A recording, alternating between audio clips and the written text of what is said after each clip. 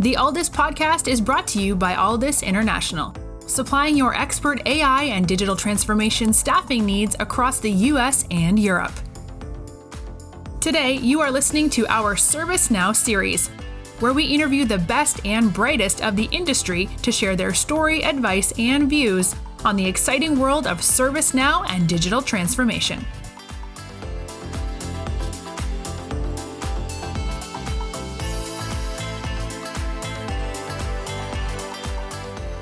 Hello everyone, it is Mark Kelly here. I hope you're doing really well wherever you are. We are delighted to be speaking with Scott Carver, the Product Owner for ServiceNow at Rolls Royce. Scott, thank you very much for joining us on the show today. Yeah, thanks for having me. Great to be here. So I was doing the maths. You're 16 years working at Rolls Royce, is that right? Yes, I know you look at my face and think I'm far too young looking to have been at Rolls Royce for 16 years, but yes, I have just hit my anniversary. And you've kind of wore a variety of different hats there as well. I have, yeah. I mean, I came here straight from university and I've been all over the place. I started out doing some time in procurement, buying commodities, working on strategies, ended up working in more of a kind of a CHQ role in procurement. And then I went through a bit of a restructuring and kind of fell into HR completely by accident. And there's a really weird kind of irony that I went from going through a redundancy process to the person running the redundancy process in HR. So really bizarre turn of events. But I ended up working through different roles in HR, which in reward, spent some time being a kind of a tier one service desk agent, moved into more tier two, then got into process improvement, project management, and ultimately got involved in working with technology, which brought me to ultimately working with ServiceNow. So I've been kind of all over the place in different parts of our group business services organization at Rolls Royce. Guessing having all those different experiences has probably shaped you in a certain way where you've probably got an awful lot of empathy for everyone else working in different types of roles. Yeah, absolutely. And I think I'm the kind of person that don't really know what I want to be when I grow up. I always had that kind of attitude of I just follow what I find interesting. But by doing all those different kind of roles, seeing different kinds of parts of the business, you get a real breadth of understanding of how a big organization works, the kind of roles that fit within it. And you can then relate to more of the teams that you interface with because you've kind of half done some of their roles before. So definitely a great thing for building breadth. So tell us a little bit more about your role in HR. So I used to work in a team called Reward, and this is going back maybe 6 or 7 years now.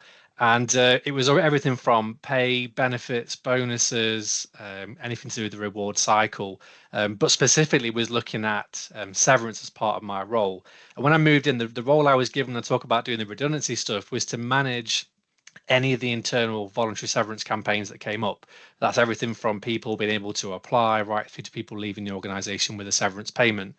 And I inherited a process that, to call it old-fashioned, was probably a little bit of an understatement because everything was paper-based. Everything was printed copies. I mean, the amount of trees I must have destroyed in printing off documentation was ridiculous, but everything was done through trackers, through mail mergers. The whole thing end-to-end was very manual.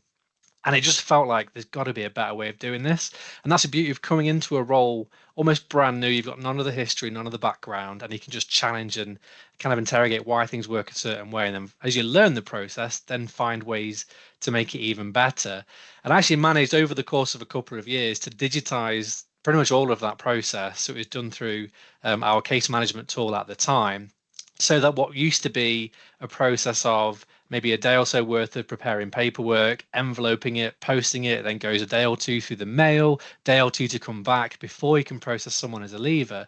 It got to a place where, from the point of a decision being made by the business, it could almost be a letter sent out from the system over an email. The employer could respond back straight away. And I think the record we had was about half an hour end to end for that whole process to work. So it just shows how, with technology and almost more creative ways of thinking, you can really reimagine how things work to make them work in your advantage. And that saved me from getting all those paper cuts from doing hundreds of pieces of paper being enveloped and posted out every day. And isn't it the reality is that you're more likely to make a mistake doing it that way than the automation, isn't it? Yeah, absolutely. And when you're dealing with something as emotive as redundancy, sending the wrong terms to the wrong person, sending the wrong letter to the wrong address, when you've got two copies to then combine that have all come off of one printer somewhere. Yeah, there's so much scope for it to go wrong, and that's where using technology can really minimize that risk to a really acceptable level, that potentially it's in a case of whether you've mail merged something wrong or the wrong data's been picked up somewhere from a source system, but you really bring that right down to a point where the risk is negligible and it becomes a lot more, you sleep better at night knowing that you've got a much more controlled process. Yeah, it's just the details, like the smallest detail matter, and you just want to actually get that right 100% of the time. When you think about your role, and you've wore so many different hats: procurement, service desk, first and second line, and you came into the world of HR by accident. And genuinely, I don't think I know anybody else who is starting on the redundancy evidently coming through and managing that. That has to be like a Guinness World Record of firsts. To do it, and then you're managing all these kind of heavily based, heavily paper based work. So you really know the benefits of automating it and kind of going that through that journey. And because you've wore so many hats across the business, I bet you're kind of like a little bit with a hammer and a nail, kind of thinking this could be improved, that could be automated. Is that how the kind of the mindset now kind of goes? I think it is. I'm a naturally curious person, love to find ways to understand how things work and make them better. And so I've always kind of had that improvement kind of in my DNA, that I like to leave something better than how I found it, because then you show in progress and move things forward. So I think there's always scope with anything to find a way to make it better, to either remove steps, remove waste, make it work simpler, make the experience better for somebody. And it's just part of how I work. And I find a lot of energy from that, find a way to make it better. Because when you find that kind of formula for a particular process, you can lift and shift that somewhere else, and you can repeat that formula somewhere else. And I say when you work in areas like I do now within group business services, you've got all of these different service desks, all with their own different procedures, but you can apply some of that common methodology and best practice to other areas. And when you see the impact it has on real people, like it had on me when I did my own process all those years ago, the amount of time it gives you back to then focus on other things and do improvement initiatives and add more value to a process. You don't feel like you just sat there every day just keying things in or manually moving stuff along. You can really start to add value. And I say look back on that really fondly as a great example of how, with a little bit of creative thinking, you can achieve pretty much anything with a process if you're prepared to think out the box and give it a go. Yeah, and also just giving yourself that kind of thinking time to reflect on a different way of approaching things rather than this has always been that way. Tell us a little bit about how the product has evolved over the last couple of years, and what have you been kind of most impressed with? So we moved away from that old process. I say a good couple of years ago. So we introduced ServiceNow. It must be now 3 years ago, just almost 3 years. And ServiceNow as a technology now that we're using is so it's market leading. It's massively capable, and it allows to do so much more with processes such as that. So that was being done in a system that had a very simple interface. It had very limited amounts of kind of workflow and functionality. But over the last 3 years, with the use of ServiceNow, we have much more power and potential to really give employees experiences that actually work for them and feel like it's giving them something back rather than just helping the back office teams. So over the last 3 years, we've been bringing together HR, finance, procurement, workplace, legal, teams like that into a single platform in one place where we get that power of scale, where we can apply solutions to more than one team and get that benefit across other areas. And that's been a real positive journey for us because employees have really bought into it. We've really demonstrated how this is a user experience driven activity. This is about trying to give employees time back and help them to find things a lot quicker. That by using ServiceNow, we've seen our uptake of our systems go from what used to be about 4 or 5% uptake to near enough 85% people using our internal systems now for ServiceNow.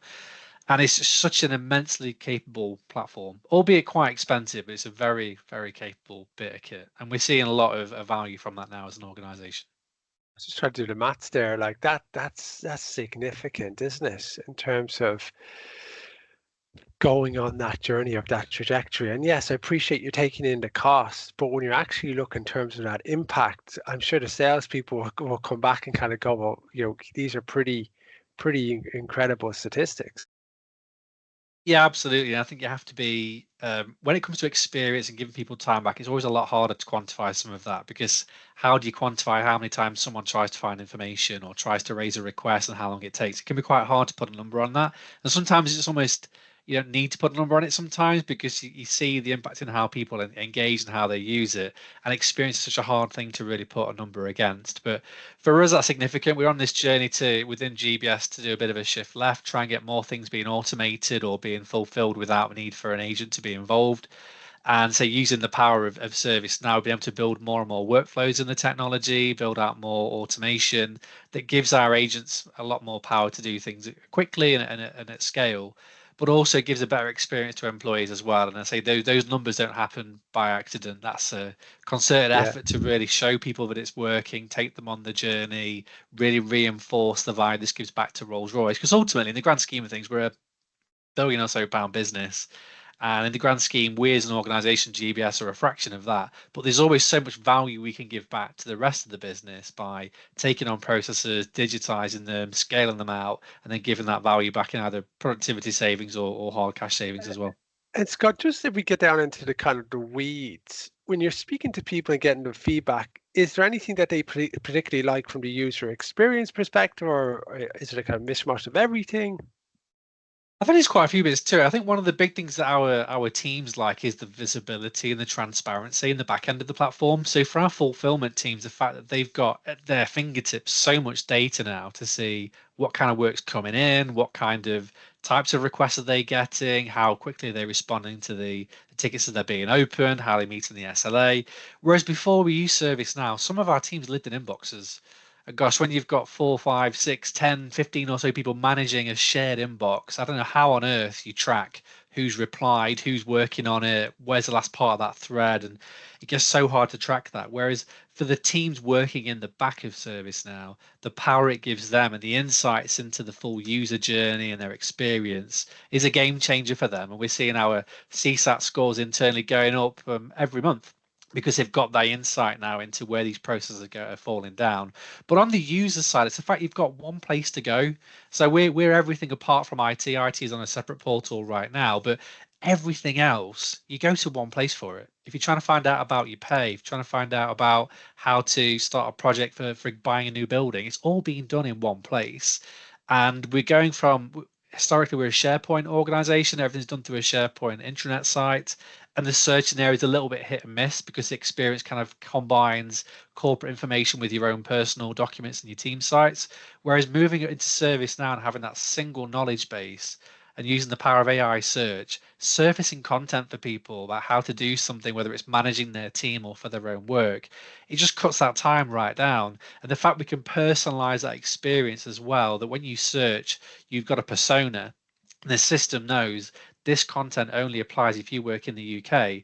Again, when you start to personalize content for people and they just see what they need to see, you just save that time for them trying to find something and you surface the right content as close to first time as possible. So you're removing that friction, you're removing that frustration because at the end of the day, they've got a job to do. And it's not trying to find out how to do a HR process, it's how to actually do their role. So saving that time is so valuable. So when you actually think about the steps, is there certain champions that really help kind of win over others, and then you're kind of really promoting those use cases? Because referrals and references are obviously a very, very big part of, I would have thought, with adoption. Yeah, absolutely. You have to have advocates and allies of the platform. So I see myself as being one of the main advocates because I look after the platform and the technology. Part of my role is to get out there and tell the business what it can do and show how we can deliver value through ServiceNow. But it's getting those key influential figures across the business through comms campaigns, doing engagement and workshops with them to really start to get people on side. So we tried all sorts. There's bits where you get things like HR business partners are a really pivotal role. They face off to the business and they're your first line of defense almost. Someone comes to them and says, how do I do this? They're then using that opportunity to push them towards our employee portal to say, look, go find the information there. If you can't find it, go ask a question. Because ultimately, it's in their best interest. The whole role of a HR business partner is strategic, workforce planning, managing capability. They shouldn't be answering questions about when do I get my pay slip or how do I do this in Workday. So using that as a what's in it for them, helping them to see the benefit, help to get those kind of roles on side. But then targeting key influencers where you've got management roles like in the shop floor where they interface with loads of shop floor staff that maybe aren't so tech savvy or using technology on a day-to-day basis, that again, by helping to educate them to see what this platform can do and how it can help their people, you've then got almost like a megaphone on the shop floor, then promoting within that audience the influence and the help that they can bring by using this platform as well. So there's a lot of almost like frontline facing engagement, but also getting employees themselves involved, almost doing you said we did campaigns, learning from them to say, how's it working? What would you like to see improved? Because at the end of the day, if it doesn't work for the people that need to use it, they just won't use it. Maybe people say build it and they will come, but at the end of the day, unless it's going to give you something that's useful and going to save you some time, people won't engage with it. So it's been really important to get those key influencers involved, but then making sure from within the organization we've got support from senior leadership, having the backing of the head of GBS and the head of GBS IT that are there championing ServiceNow as a core platform for us. So then you kind of remove some of the barriers to the resistance of other teams where we're trying to bring more and more of those support desks in. So really key Yeah, to have those roles in yeah. place. I like ultimately it's a change agent journey, and people are very, very reluctant to change. So we saw with COVID, we've got MS Teams and Zoom taken off because they needed it. But previous to that, it was a real slog. We've talked to people in sales to get people to use these systems and not, but then people can see the power of it. Just take a little bit of a kind of a pivot. App engines. I know you've been kind of doing a little bit of work in that field. Tell us a little about some of the innovations that have come from that.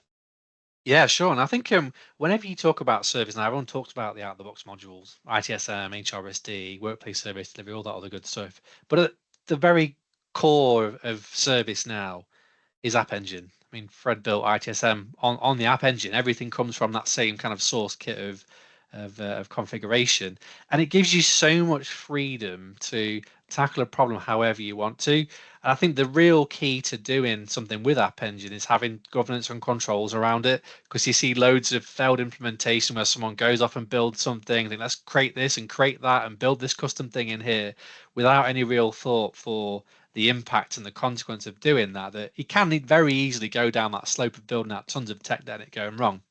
But if you build right, you have principles in place, you have the right kind of controls, and you go into your design kind of with eyes wide open, say, look, if we do this, it's customization, this is what it's going to cost to maintain it, this is the future impact of this kind of solution. As long as you have a control around all of that, the kind of potential is limitless, because out of the box you will get so many journeys or so many pre-configured bits of the system, but every organization is different, and how one organization tackles HR could be very different somewhere else. And there's not many companies I talk to where they just fit nicely, neatly into that. We do it all the same way as out of the box. It's all done the way that it comes when you buy it off the shelf. You don't really see much of that. That I think that's where the power of App Engine really helps. And we've had some great wins. I mean, we did the next iteration of that severance process within ServiceNow, and again automated it further to the point where I think something like 70% of the steps are now automated. The ones that aren't, they can't be automated because they're manual offline conversations. And we've gone from a team of potentially 3 or 4 people managing a program down to it being one person with the help of ServiceNow. So the benefit is there. And the same with areas like finance. We have finance processes where they have really convoluted approvals that go through a whole hierarchy of different people with really complicated rules and conditions that, with the power of what we've built within ServiceNow using the App Engine, you can build all of that in as automation, that when a request is submitted, it's profiling what the request is. It's looking against the different approval levels and planning out those approvals in stages. So a process that would have all have been offline using tons of different Excel documents and governance documentation can now just come through one catalog item. It gets put in front of the appropriate people, including the CFO if needed, and they approve it in stages. That again historically would have been a very heavily manual process, and they wouldn't have been an out the box, this is what that approval in real life. We've had to build it ourselves, and that's where the power of App Engine really comes into its own. Yeah, it's a wonderful example. You gave a really, really good overview there. What I love about your explanation is you've kind of seen the breadth of the possibilities of it, and then you're kind of seeing it across an enterprise about actually introducing that, and having different stakeholders takes about it. And then previously you were kind of talking about, you said we did, that's really important also for building trust, and trust is also really created by consistency, right? And ServiceNow is a wonderful way of just having that consistent workflow, giving people what they want each time, and then they're getting used to it. Yeah, absolutely. There's the head of VSM at LSEG, a guy called Peter Drake, always talks about social proof. Always sticks in my mind. You have to have some kind of evidence with the platform to show that it's working. People very simplistically will look at ServiceNow and think it's a ticketing tool. I know what it does. I know how it works. I've seen it once before, or I've worked with it previously. But people don't always have that appreciation of just genuinely what it can do. It is genuinely enterprise service management. If you wanted to, you could put your entire business through ServiceNow, and it can do everything top to bottom, front to back, and sideways if you wanted it to. And that's where you have to really get in front of those senior figures to show the value it's creating, to capture the imagination, to show the returns that it's creating. That for us right now, we're a relatively low investment. I think our app engine is a really low investment versus what some organizations would pay for the full fat kind of HRSD. But by doing it at a smaller scale, and the value we've already created is such an easier sell then to the business to say, look, need to do more of this. Let's get more resources. Let's get more people looking at this. Let's invest in more licenses and do more of this at scale. And I think it's so much harder to do that if your platform isn't being successful. But because we've managed to build this kind of sustained improvement in our uptake of the portal, people are clearly buying in, and we're at org of 40,000 people. So again, doing the rough maths of the people raising tickets in there, we're looking at tens of thousands of people engaging with this every day. And because we're now seeing the teams really embrace that reimagining of a workflow, the rebuilding of a process with the platform, it's such an easier sell then with the team to say, look, it's worked here, and it's worked there in very different ways. Come with us, let's understand your problems, use us as almost like a technical practice of expertise here. Just come to us with a clear idea of your problem, the outcomes you're trying to reach. Let us take care of the rest. We'll find a way to get you to the place of automating or removing waste. Scott Carver, thank you very much for spending some time with us today, talking a little bit about ServiceNow at Rolls Royce and some of the impact, and particularly your journey. Thank you very much. You're welcome. Thank you for having me.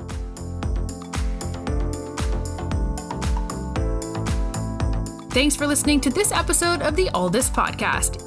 If you enjoyed today's episode, don't forget to subscribe, rate, and review.